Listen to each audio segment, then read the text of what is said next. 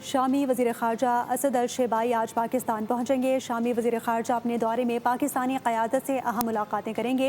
ये बातचीत में ख़ित्ते की सूरत हाल और मशरिक़ वस्ता के तनाज़े पर ख़ुसूसी गुफ्तगू होगी।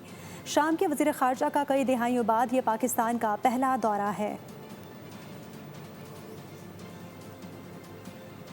शामी वज़ीर ख़ारजा असद अल शेबाई आज पाकिस्तान पहुँचेंगे। शामी वज़ीर ख़ारजा अपने दौरे में पाकिस्तानी क़यादत से अहम मुलाकातें करेंगे। ये बातचीत में ख़ित्ते की सूरत हाल और मशरिक़ वस्ता के तनाज़े पर ख़ुसूसी गुफ्तगू होगी। शाम के वज़ीर ख़ारजा का कई दिहाइयों बाद ये पाकिस्तान का पहला दौरा है। शामी वज़ीर ख़ारजा असद अल शेबाई आज पाकिस्तान पहुँचेंगे। शामी वज़ीर ख़ारजा अपने दौरे में पाकिस्तानी क़यादत से अहम मुलाकातें करेंगे। ये बातचीत में ख़ित्ते की सूरत हाल और मशरिक़ वस्ता के तनाज़े पर ख़ुसूसी गुफ्तगू होगी।